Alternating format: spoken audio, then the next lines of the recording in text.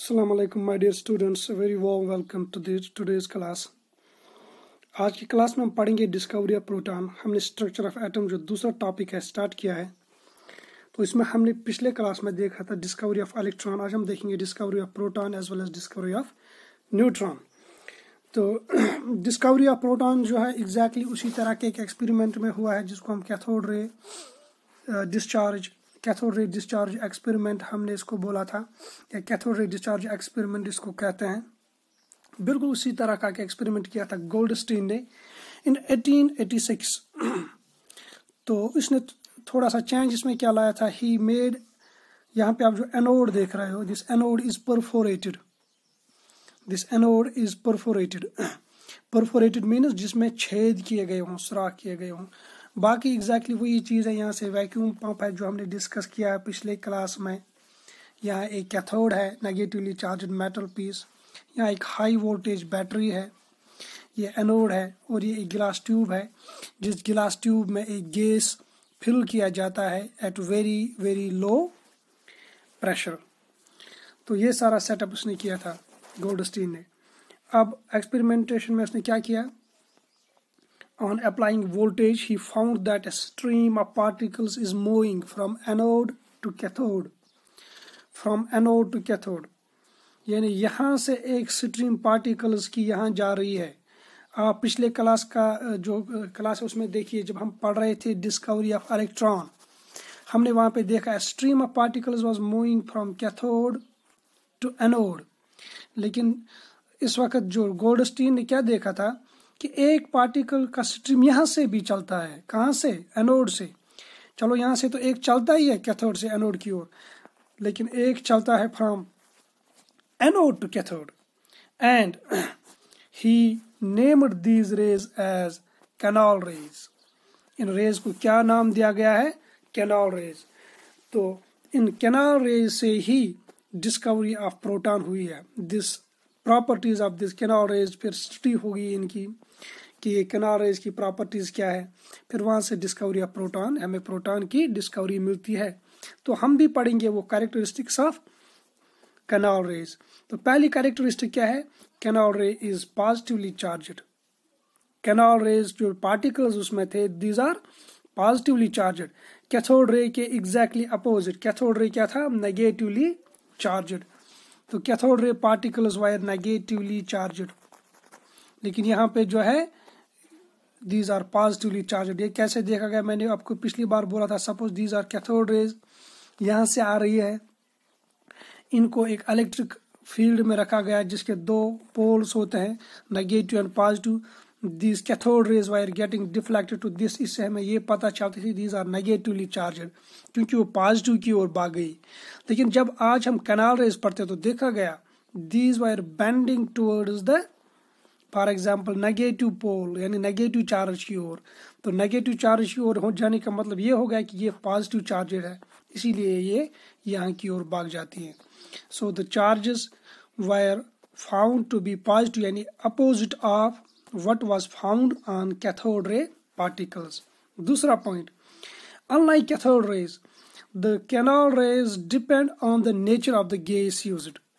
हमने एक important characteristic कल देखा था कैथोड रेज में। जो ये कैथोड रेज है, these do not depend upon the material of either cathode or the material of gas that is used in the tube। लेकिन आज हम देख रहे हैं कि ये जो कैनॉल रे पार्टिकल है, कैनॉल रे पार्टिकल्स का जो नेचर है, ये these depend upon the gas used.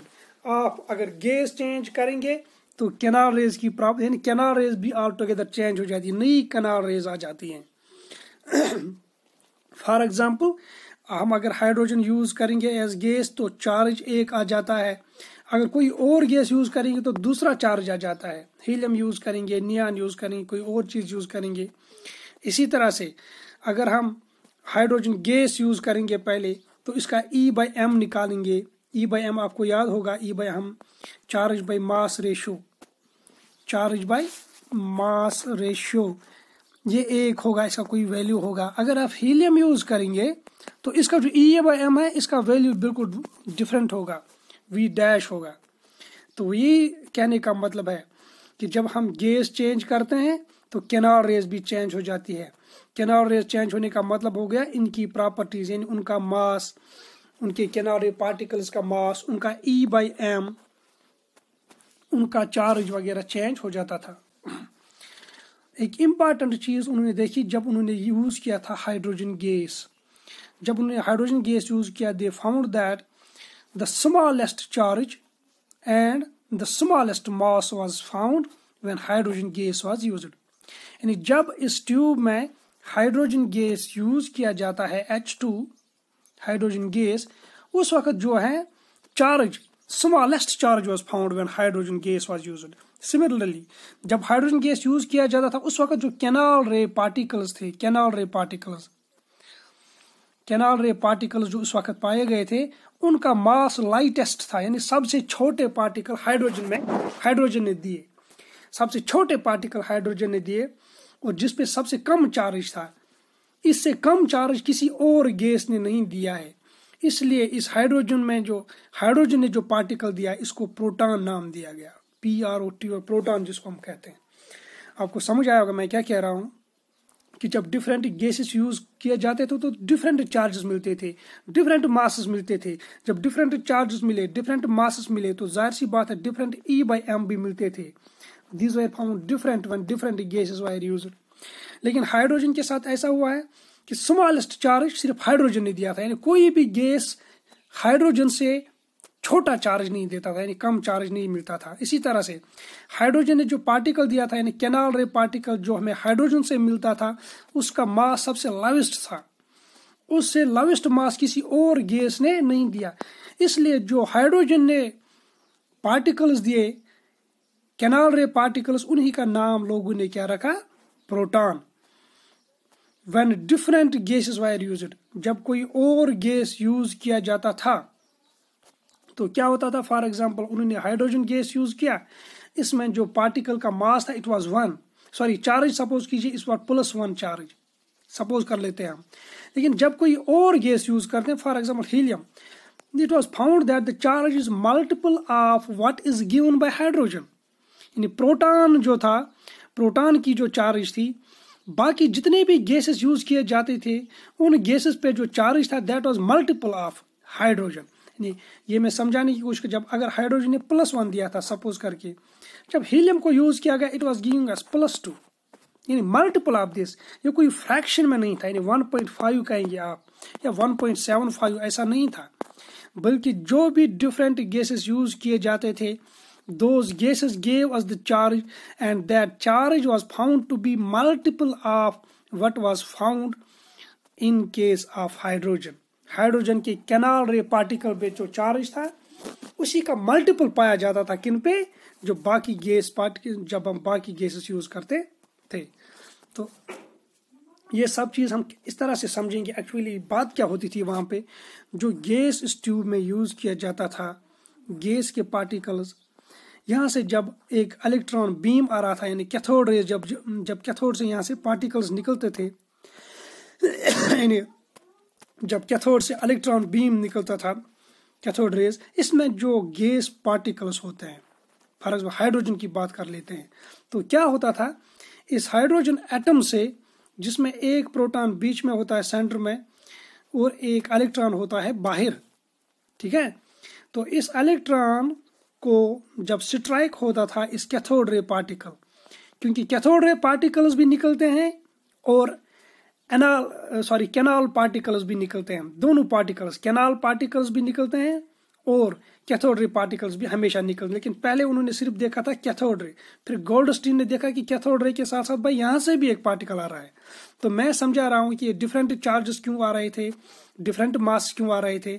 हम हाइड्रोजन लेते हैं, हाइड्रोजन में एक इलेक्ट्रॉन यहाँ पे है, जब इसको कैथोड रे पार्टिकल या इलेक्ट्रॉन स्ट्राइक करता है वो इसको धकेल देता है बाहर इलेक्ट्रॉन को, तो अंदर क्या रह जाता है, इसमें हाइड्रोजन में एक इलेक्ट्रॉन होता है, एक प्रोटॉन। जब इलेक्ट्रॉन बाहर निकला तो हमें बचता वहां पे H+। तो यही H+ मूव कर रहा है, ये कहाँ जाएगा, ये पॉजिटिव की ओर जाएगा या फिर नेगेटिव की ओर जाएगा, बताइए। ये पॉजिटिवली चार्जड है, ये यहाँ मूव कर रहा था, कहाँ, नेगेटिव चार्ज की ओर, क्योंकि इस पे क्या चार्ज है, पॉजिटिव चार्ज।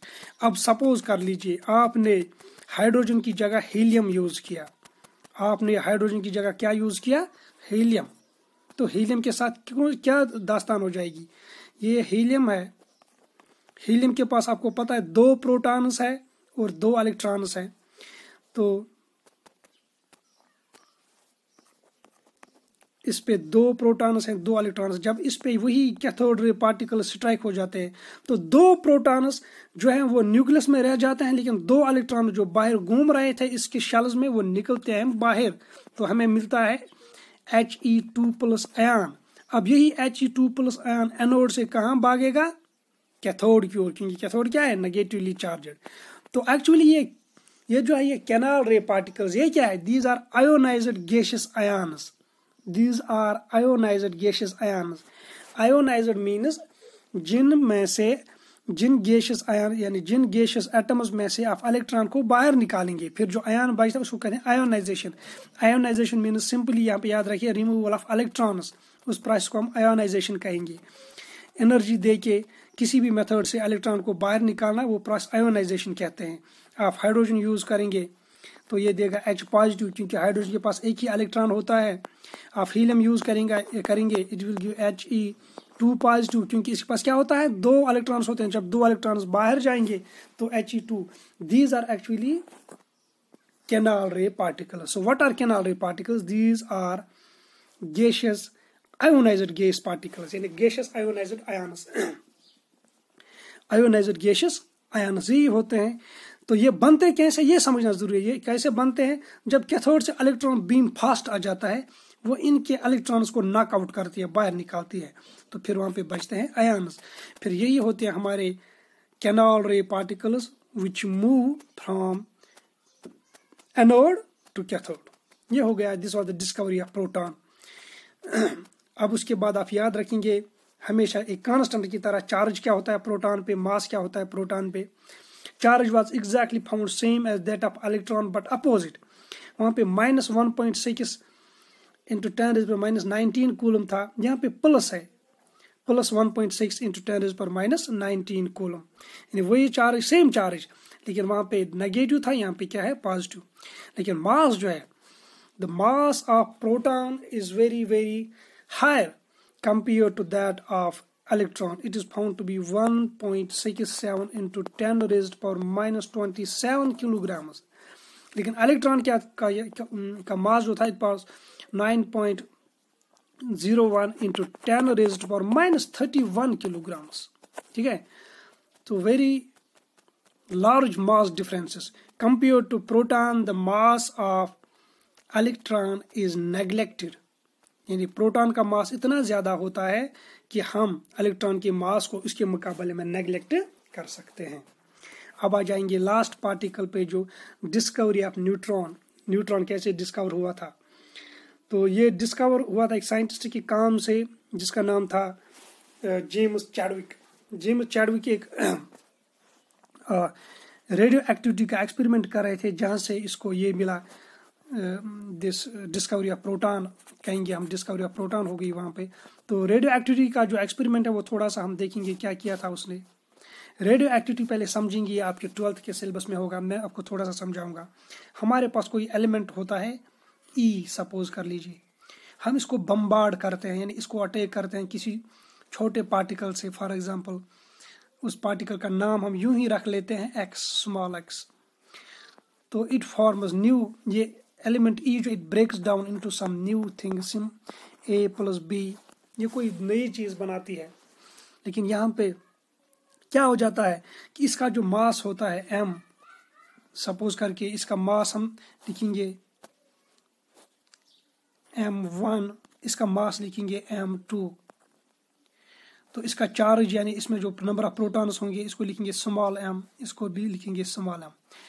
जो प्रोडक्ट यहाँ पे बने हैं इनका मास होता है बराबर mass of reactants as per लेवेजरस, sorry this जो हमने पढ़ा है law of conservation of mass, उसमें देखा आपने mass of reactant is equal to mass of product. हम लिख सकते हैं mass 1 + mass 2 is equal to mass of A + mass of B. तो ये चीज हुआ है जो आपने ऑलरेडी पढ़ी है। इसी तरह से एक और चीज वहां पे पाई जाती है जो इस पे चार्ज होता है, नंबर ऑफ प्रोटॉन्स। यहाँ पे जो चार्ज होगा इस पे, यानी ये m एक्चुअली दिखाता है इसमें कितने प्रोटॉन्स है, इसमें कितने चार्ज समझ लीजिए आप।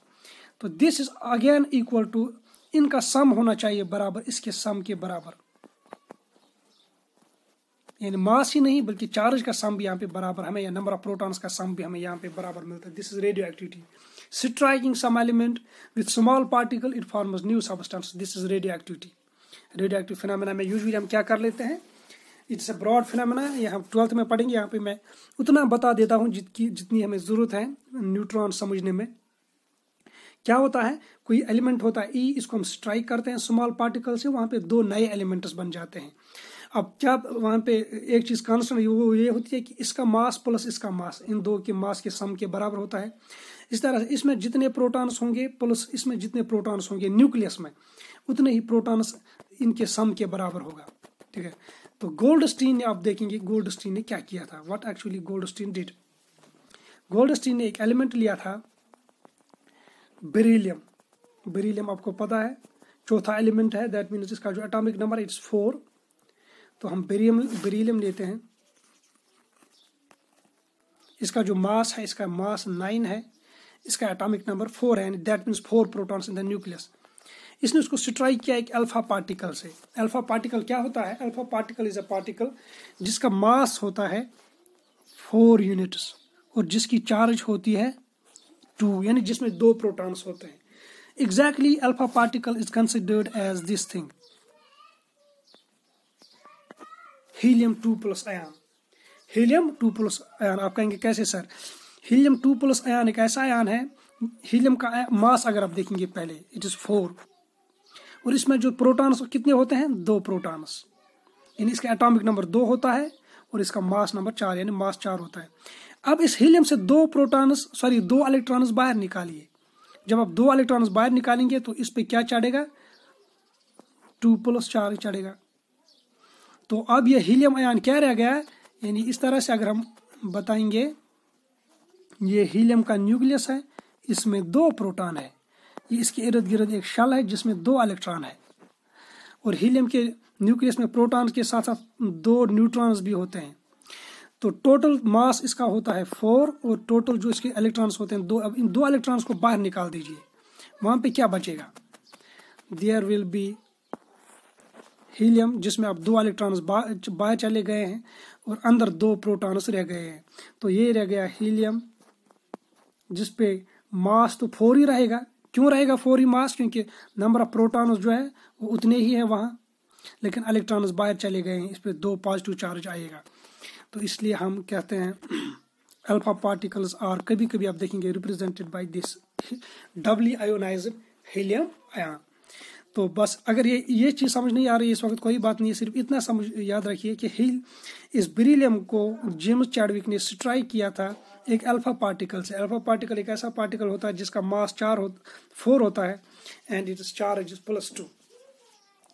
अब वहां पे इसने देखा कि कार्बन बन जाता है, क्योंकि मैंने अभी आपको बताया जब स्ट्राइक करते हैं एक एलिमेंट को तो नए एलिमेंट वहां पे बन जाते हैं, वही रेडियो एक्टिविटी है।